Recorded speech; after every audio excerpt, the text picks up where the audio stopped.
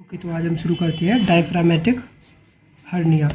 Diaphragmatic hernia क्या होता है, पहले हम समझेंगे कि हर्निया का मतलब क्या होता है। हर्निया का मतलब होता है कि जैसे मान लीजिए ये हमारा डायाफ्राम है, ये हमारा ईसोफेगस है जो कि ऊपर से नीचे आता है, और ये हमारा स्टोमक यहाँ पे बन जाता है। तो ऊपर की जो कैविटी है यहाँ पे ना हमारे दो लंग्स होते हैं। ये जो लंग्स यहाँ बना दिए हैं, ये दो लंग्स होते हैं। तो इस कैविटी को हम नाम देते हैं थोरैसिक कैविटी। Thoracic cavity. और ये जो लंग्स होते हैं कवर होते हैं रिब्स से, ये आप लोगों को पहले से ही पता होगा। और जो नीचे वाली कैविटी होती है जिसमें स्टोमक होता है, उसे हम नाम देते हैं पेरिटोनियल कैविटी। ऑलराइट। तो जो पेरिटोनियल कैविटी से अगर स्टोमक अपनी पेरिटोनियल कैविटी से किसी दूसरी कैविटी में शिफ्ट होता है, या बॉडी का कोई भी ऑर्गन अपनी कैविटी से दूसरी कैविटी में शिफ्ट होता है, तो उसे हम हर्निया कहते हैं।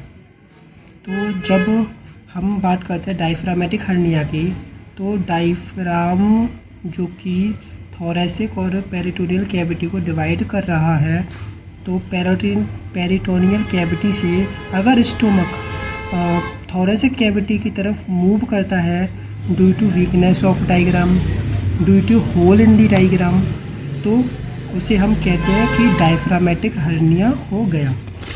ओके, तो यही हमारा आज का टॉपिक है, डायफ्रामेटिक हर्निया।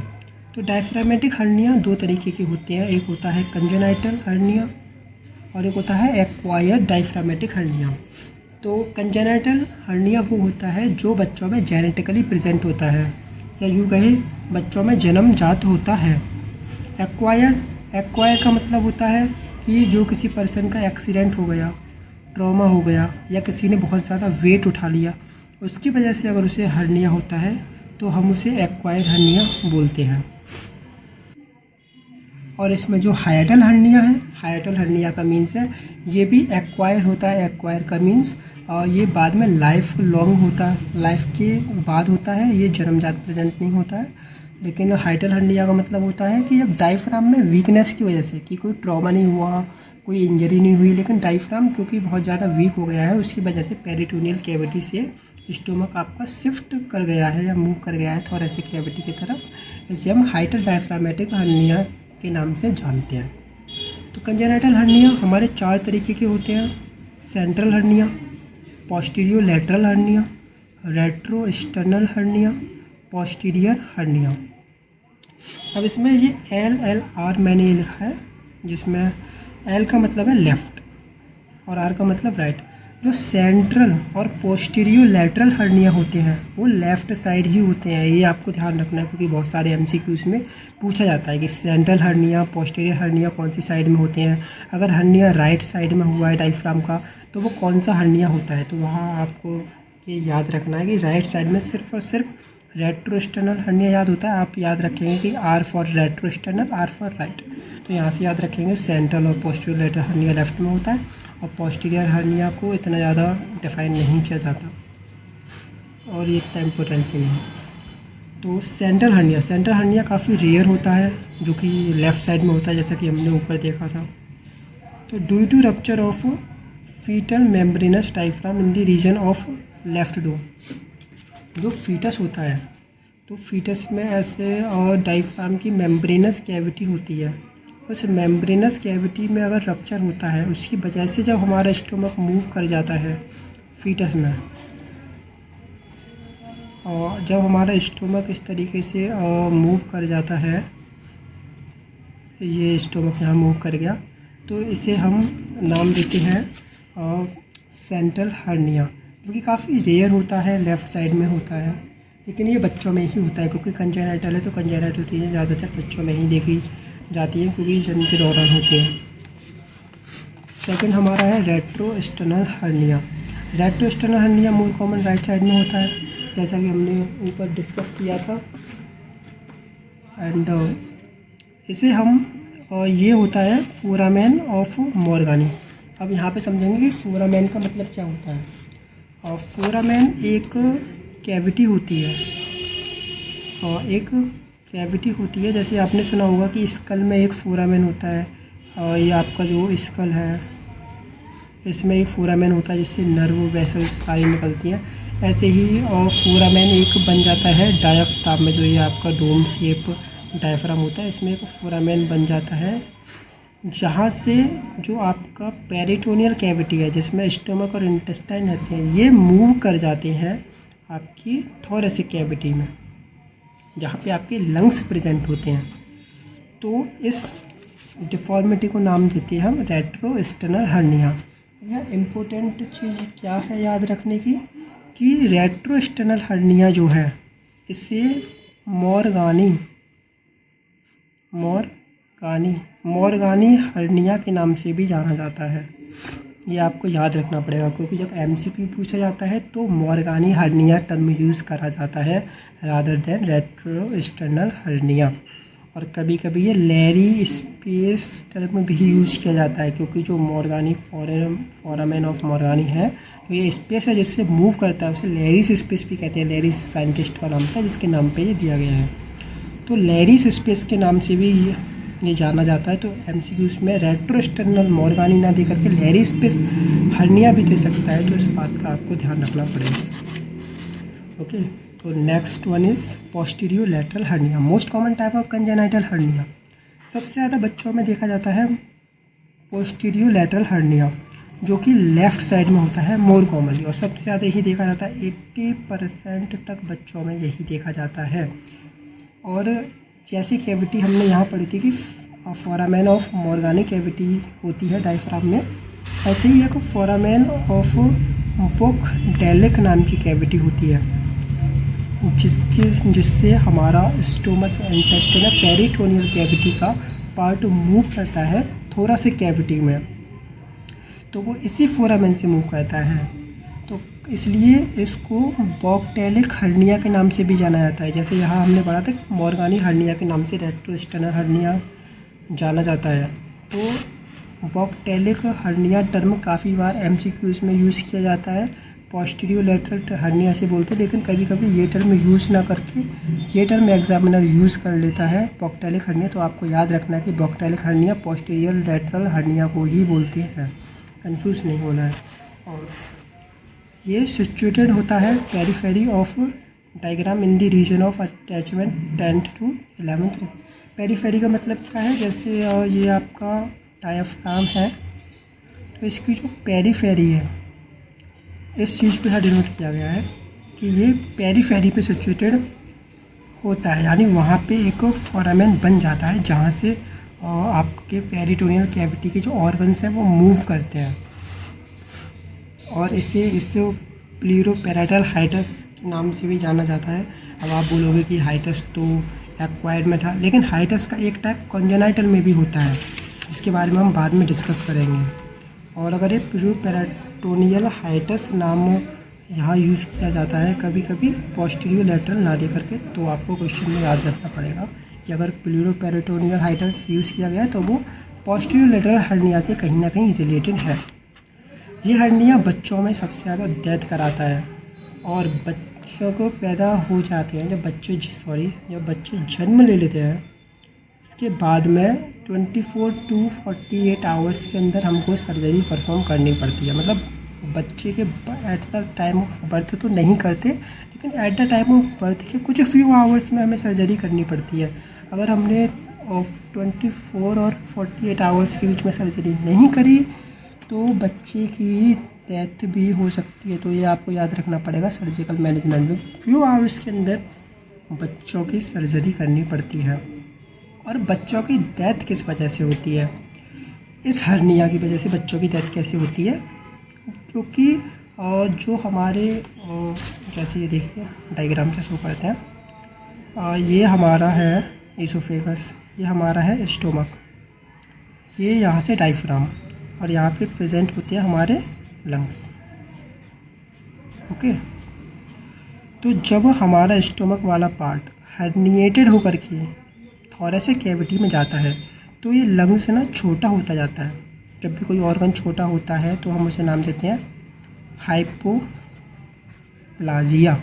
ये टर्म आपको याद रखना है। हाइपोप्लाजिया का मतलब है श्रिंकिंग ऑफ एन ऑर्गन या श्रिंकिंग ऑफ ए और टिश्यू, जिसे हम नाम देते हैं हाइपोप्लासिया।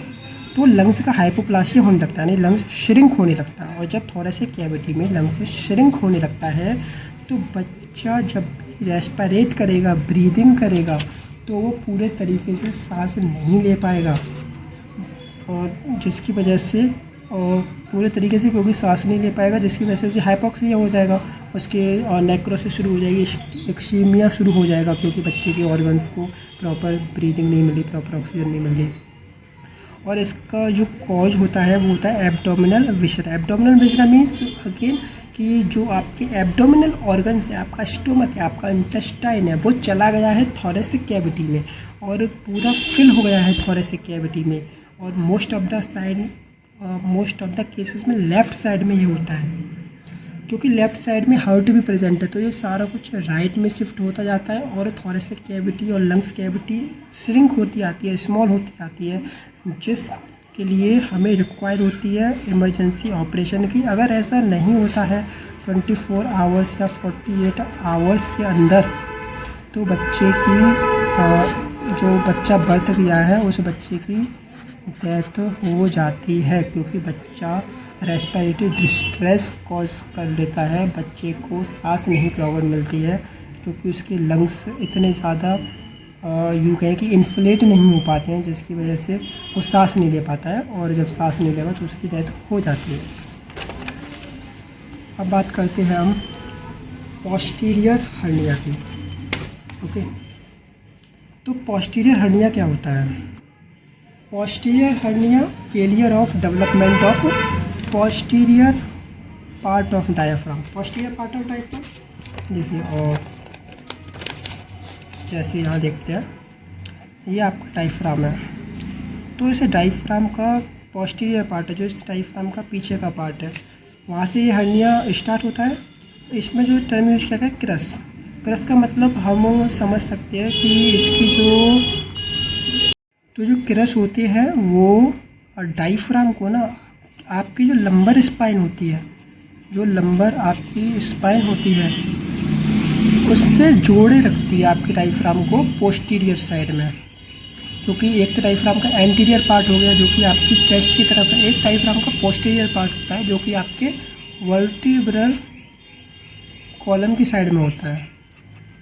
तो डायफ्राम पीछे की तरफ लंबर स्पाइन से लगा हुआ होता है, और उसको जो लगाए रखता है, वो जो लगाए रखता है उसे हम बोलते हैं क्रस या क्रूरी भी कभी कभी हम इसे बोलते हैं। ये इसका एक सिंगुलर या प्लूरल टर्म है, इसकी ये शब्द थोड़ा बदल जाते हैं, क्रस और क्रूरी दोनों इसके लिए ही इस्तेमाल किए जाते हैं।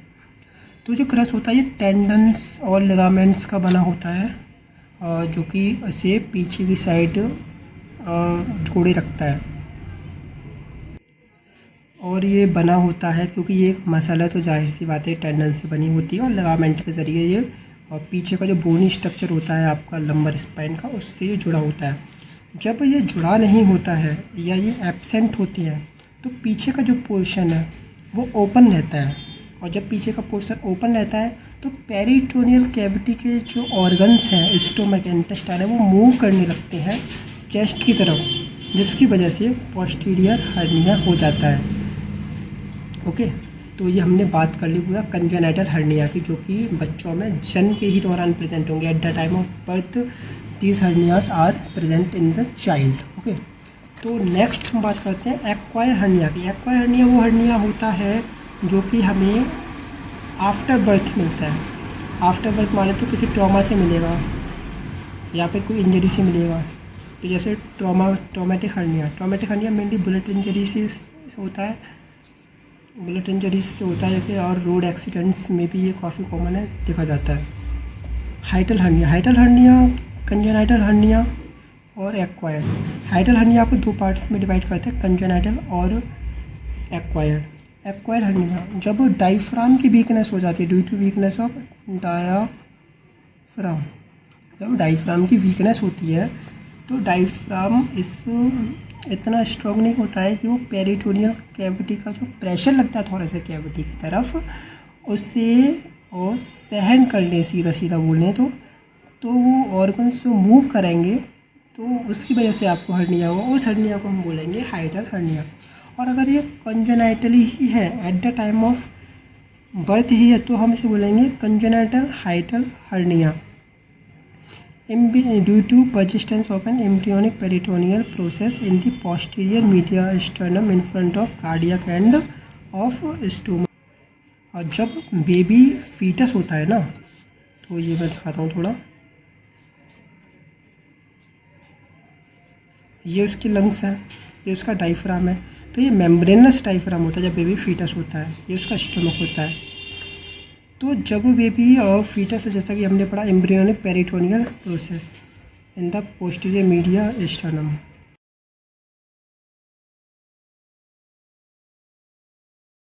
एम्ब्रियोनिक प्रोसेस और पेरिटोनियल प्रोसेस ये ना फीटस में प्रेजेंट होती है और ये टेम्परेरी होती है फीटस में प्रेजेंट।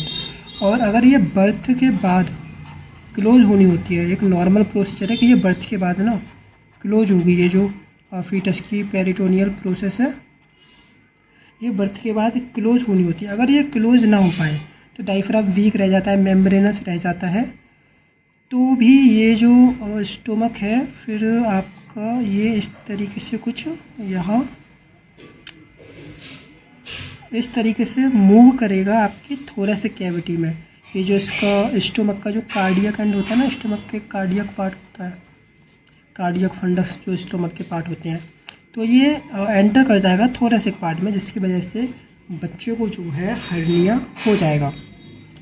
ओके, तो next point is stomach can roll upward also known as rolling type of hernia.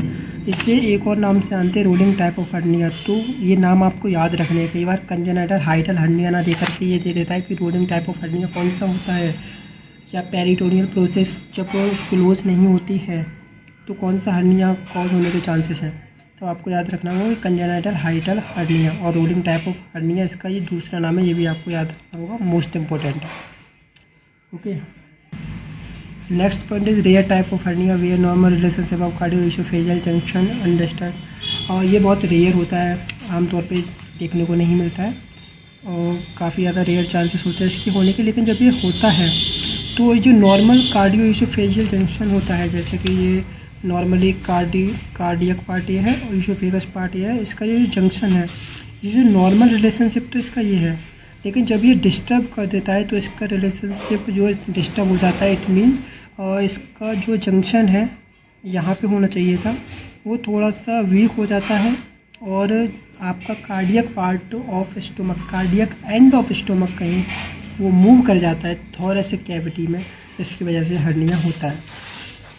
तो एक्वायर्ड हर्निया आपने देखा था कि due to weakness of diaphragm से होता है। और इसमें एक ना आपको बता देता हूँ, यहाँ एक मेम्ब्रेन होती है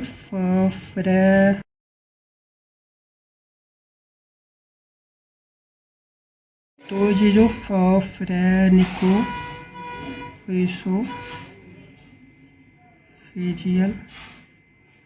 मेम्ब्रेन, इसकी भी यहाँ पे ना वीकनेस हो जाती है, अभी आप देखोगे। और जैसे ये आपका इसोफेजियस, ठीक है, अब ये आपका डायफ्राम है, इसके नीचे आपका आ गया स्टोमक, ठीक है। तो ये जो यहाँ एक मेम्ब्रेन होती है ना, इसे हम कहते हैं फ्रेनिको-इसोफेजियल मेम्ब्रेन। अगर ये मेम्ब्रेन यहाँ से वीक हो जाती है, यहाँ से ये आपकी जो मेम्ब्रेन है ये वीक हो जाती है, तो जो स्टोमक आपका है, ये जो स्टोमक आपका है ये मूव करने लगेगा थोरेसिक कैविटी की तरफ। और जहाँ जहाँ वीकनेस होती है वहीं वहीं हर्निया होने के चांसेस होते हैं। तो जहाँ ये वीकनेस हो गई थोरेसिक कैविटी में आपका स्टोमक मूव कर जाएगा, स्टोमक मूव कर जाएगा, तो यहाँ भी हर्निया होने के चांसेस होते हैं जब ये वाली मेम्ब्रेन वीक हो जाती है। This weakness is often caused by obesity और ऑपरेशन इन दिस एरिया। कई बार ऑपरेशन होता है, सर्जरीज होती हैं और वो सक्सेस नहीं हो पाती हैं, उस टाइम में ये हर्निया होने के चांसेस रहते हैं। और पर्सन काफ़ी ज़्यादा मोटा होता है, ओबीस उसका लाइफस्टाइल होता है, वो भी एक कॉज होता है इस हर्निया का। ठीक है, कार्डियक नेक्स्ट पॉइंट है, cardiac and can slide up through hiatus.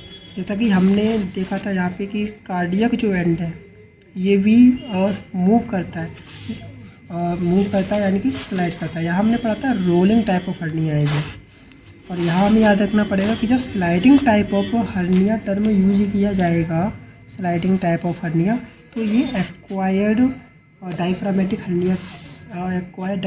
Hernia के लिए यूज किया जाएगा, क्योंकि यहाँ जो मूवमेंट होती है वो स्लाइडिंग होती है और यहाँ जो मूवमेंट हो रही थी वो रोलिंग हो रही थी। तो कंजेनाइटल हाइटल हर्निया को आप rolling type of diaphragmatic hernia से याद रखेंगे, एक्वायर्ड हाइटल हर्निया को आप याद रखेंगे स्लाइडिंग टाइप ऑफ हर्निया से, क्योंकि इसका कार्डियक एंटर स्लाइड होता है। जैसा कि हमने यहाँ पे देखा, ये जो कोने वाला पार्ट होता है, कॉर्नर वाला पार्ट स्टोमक का, उसे कार्डियक कहते हैं, आपने पढ़ाई होगा, कार्डियक फंडस पार्ट होते हैं।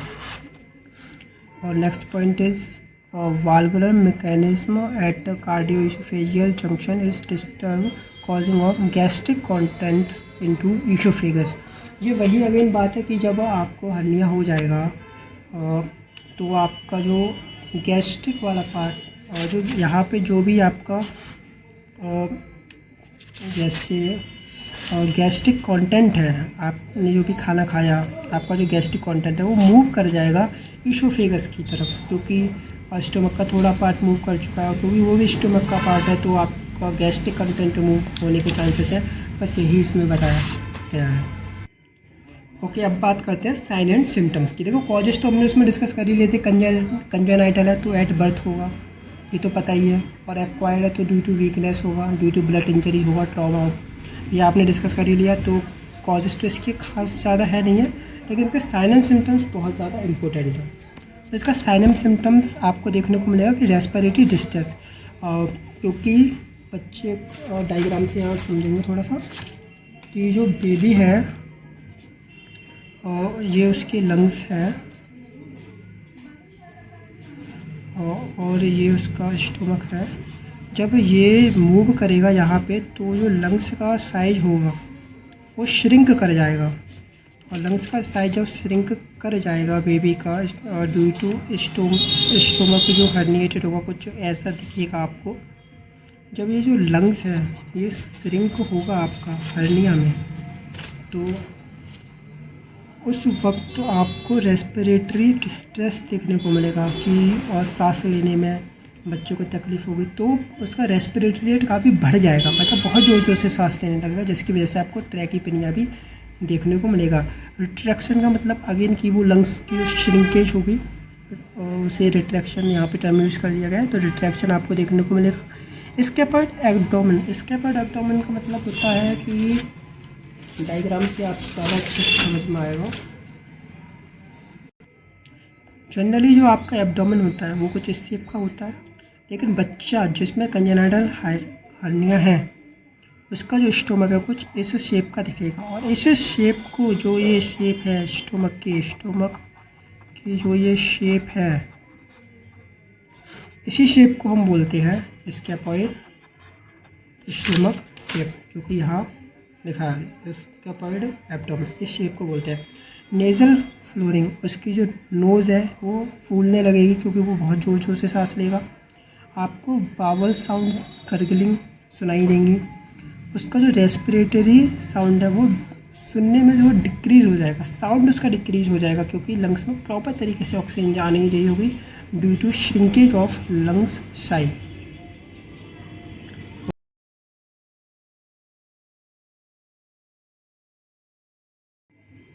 Heart sound will be heard on the right side, हाँ, क्योंकि जो आपका स्टोमक है, आपने भी डायग्राम में देखा था कि जब ये स्टोमक आपका मूव करके आया है राइट साइड की तरफ, तो जो राइट साइड में आपका जो हार्ट प्रेजेंट है, यहाँ पे जो आपका हार्ट प्रेजेंट है वो अपनी लोकेशन से हट जाएगा। तो जब लोकेशन से हटेगा तो वो राइट साइड में मूव कर जाएगा, जैसे हम डेक्स्ट्रोकार्डिया भी बोलते हैं। तो यहाँ आपको जब हार्ट राइट साइड में होगा तो heart sound will B hard on the right side, से डेक्स्ट्रोकार्डिया भी होते हैं। तो डेक्स्ट्रोकार्डिया भी इसका एक मेजर साइन होता है।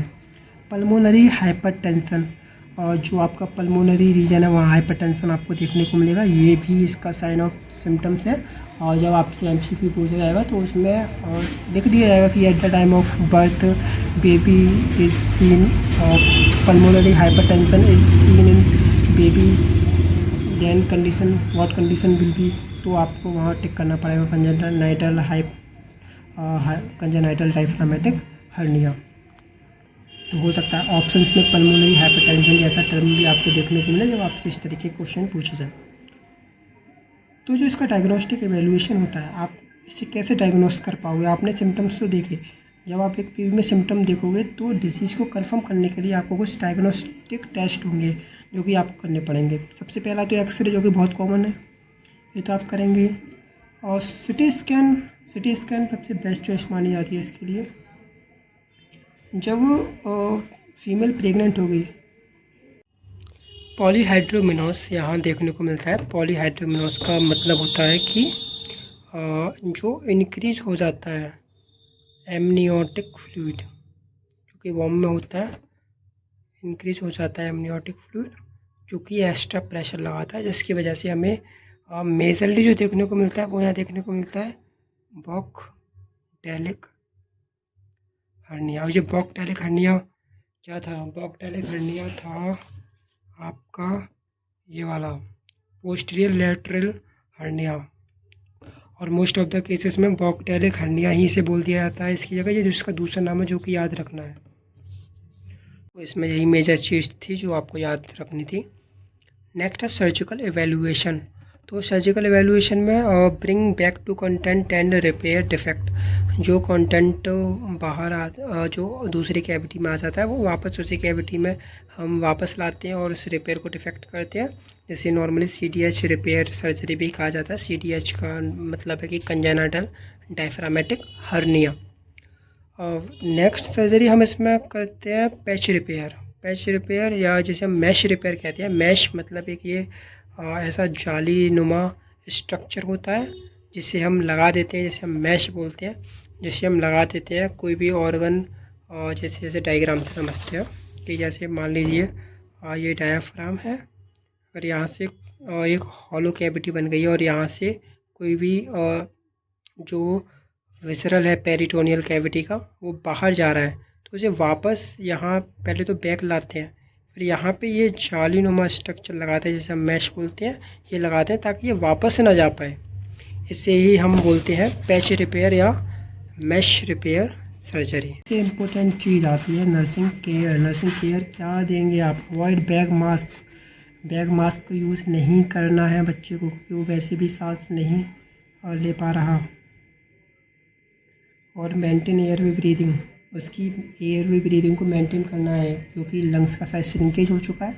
रेस्पिरेटरी डिस्ट्रेस बच्चे को देखा जाएगा।